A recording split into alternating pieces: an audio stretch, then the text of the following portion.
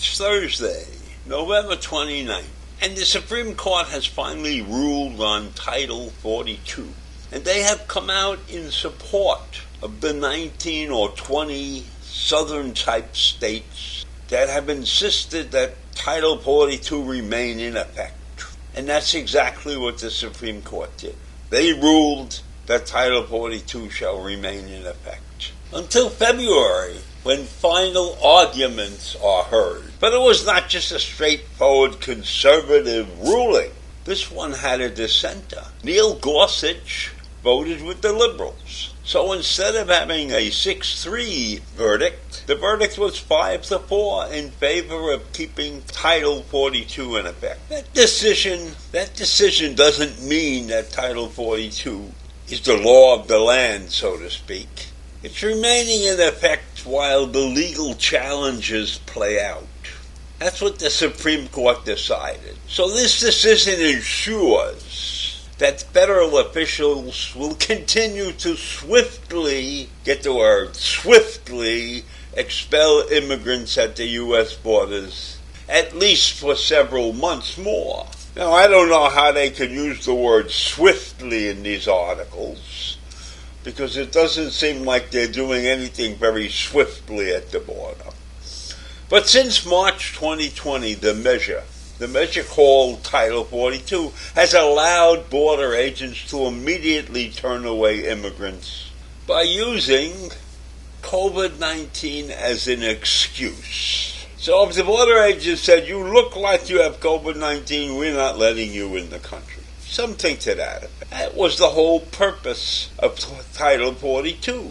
If you were not healthy, you couldn't come into this country. This decision by the Supreme Court was a big win for the Republican-led states. Now, there are many in favor of having immigrants come into this country, and those people who we'll call immigrant advocates have denounced the use of a public health authority measure to keep immigrants out, arguing that it was a pretext to stop immigrants from entering the U.S. Now, I have ranted many times that our immigration system is nothing but a disaster right now. So I don't care which side of the fence you are on. You have to come together at some point and get this mess straightened out.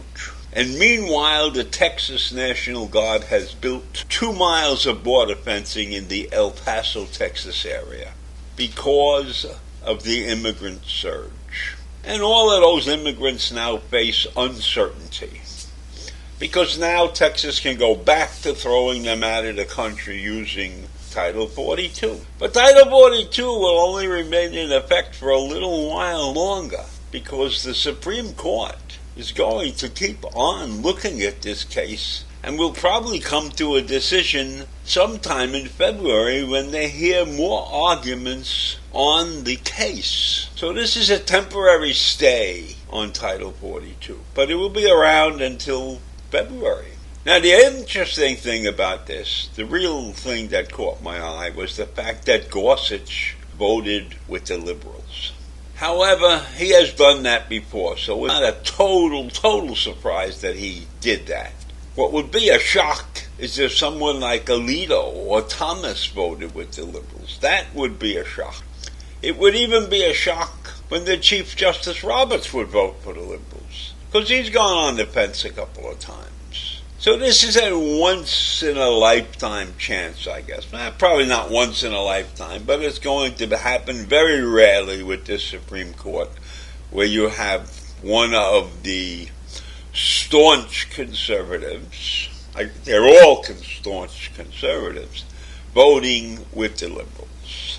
The dissent said the current border crisis is not a COVID crisis. So essentially, he is pointing a finger at all of those who want to use Title 42 to keep the immigrants out of the country as a group of liars. He's essentially pointing a finger at immigration authorities, at the southern states, the Republican states, because they are perpetrating a great lie by using Title 42. because the COVID crisis is not the crisis that it once was. And even when it was a crisis, it was just an excuse. I am sure that every one of those expelled immigrants never took a COVID test. I could bet it without looking those facts up. That they said, oh, you look like you're sick. You sneezed. You have a runny nose. You have COVID. Out of here. That's probably what was going on. So Gorsuch has essentially told the rest of the court, not the liberals of course, but the other conservative members of the court, that they are helping perpetrate a lie in this country. And maybe he feels that this country should be above that. We should not be lying to keep people out of the country. But we certainly need to get immigration under control, and I wonder if Gorsuch has ideas about that.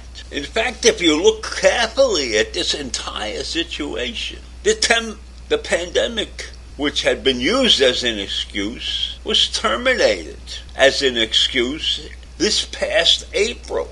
So here we are in December putting a stop to it, finally, when it should have been stopped immediately back in April. And now our Supreme Court has allowed it to continue for another 2 or 3 months. And so Gorsuch stepped to the plate and told everybody out there who's listening about the big lie, which the big lie was perpetrated for many, many years. Many years, 2 or 3 years. And guess who the big liar was? I don't need to remind you who the big liar was and who the big liar still is. So I think it's very interesting that one conservative justice stepped to the plate and said what I think is correct, even though I am sure that he doesn't have the solution to our immigration problem. That is something that is going to be dragging us down for many years if we don't come to grips with it. So I leave you with that. Another episode in the immigration folly that goes on in the United States. Take care. Bye.